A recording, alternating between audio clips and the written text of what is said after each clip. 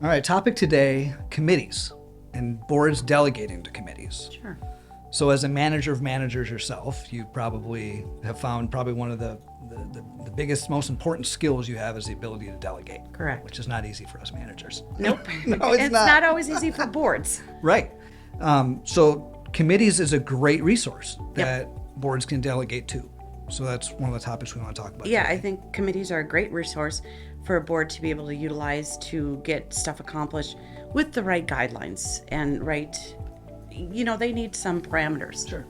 One that pops in my head frequently is a landscaping committee, or even sometimes it's a asphalt roads committee. Sure. Things like that where they need to do a little more research and get more information obtained. Sure. Which a lot of times the board doesn't have available for timing because they're already committing a lot of time. Yeah.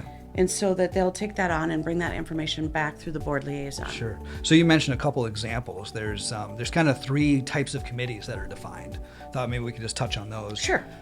So the first is mandatory committee. So a mandatory committee is something that the governing documents might dictate that you have. And I think a lot of associations would be surprised if they read their governing documents, which we know they don't. But if they did, they might be enlightened to see that they're supposed to have a nominating committee. Yep. As an example. Architectural Control Committee would be another pretty common example. Yeah, that's pretty common, yeah. Yeah. Some might have a finance committee. Those would be the three that I can think of that might be common in governing documents to say that they have to have. Yeah, I would agree. But I would also agree that they would be pretty surprised to know that they have to have them. So the nominating committee, I mean, maybe that's just something we can bring to everyone's attention to look at their docs, because I don't know. If I were to guess, I'd say maybe 50% of associations in their bylaws might actually say that they have to have a nominating committee. And I agree. And it might outline how they're supposed to go through the process of getting nominations. Yeah, I think it does, and I think part of it is sometimes it says how to go through the process. Other times it's a little vague, so it gets confusing to the board, so they just ignore it. So they ignore it, right? Yeah, if people don't understand, they just ignore it. Well, that's nominating committees would be a whole nother thing we could talk for a while about, but that's an example of a mandatory committee. The second type of committees would be a standing committee.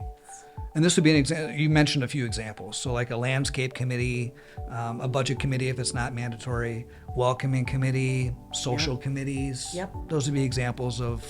Yeah, road committees, things like that. They can be hugely beneficial to the board and to the association in general, because it's allowing the board to be able to accomplish more in a shorter period of time. Sure. Because typically you take a person on the board that's passionate about whatever the subject is, put them as the liaison, give some guidance as to what direction they need to take and what you're looking for, and communicate that back to the board through the liaison. Sure. And it saves a lot of time when the board's already researching a lot of other stuff. Yep. So research, great segue to the third type of committee would be an ad hoc committee. So an ad hoc committee is something that has a very specific singular focus, but it also has an end date. True. Like a standing welcoming committee is there indefinitely, right? Should be. Should be, right? But an ad hoc committee might be created for maybe it's studying traffic, or there's a single issue that the board says we got to find a solution to. So let's create a committee, give them a year, 6 months, whatever, to accomplish the goals that they set for the committee. Do it, and then the committees disband. That's an ad hoc committee. So you mentioned some great, now that we kind of know the three types of committees, you mentioned some great ways to set committees up for success. Tips for making sure that they're effective. So a board liaison you talked about is one effective way. Why is that important, do you think? Well, I think that's important for one, that there's a good communication between the board and the committee, that the homeowners that want to be involved and have their voice heard, but yet it's not the board dictating what's happening. So it's more of a collaborative effort. Sure. And I think that so everybody feels like they're on the same path for the same goal. Sure.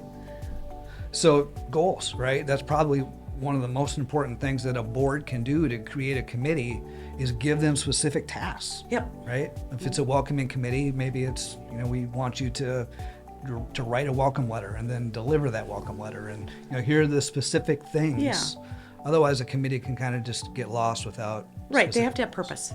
Exactly. Purpose. Right. One of the last things I found in my experience, I'm curious to hear what you found, is boards committees rather, they're not authoritative bodies. No. They don't Yep. have a budget. They can't sign contracts. Nope. Right? They're a resource group to the Right. board. The board is the authoritative group. So how do you balance making sure that the committee understands that what they're doing is important? Well, I But think you need to make sure you recognize them. Recognize. Okay. So recognize them. So, typically in a board meeting, I would say the liaison gives an update. Okay. But, you always, I think you need to include who the members are. Sure. Who's had that input. I think annual meeting is a great time to credit all those participants Okay. for what they've done. They need to be recognized because they don't have authority Sure. to make decisions, but they've put in a lot of time and resource. Yeah. Yeah. Well, that's great.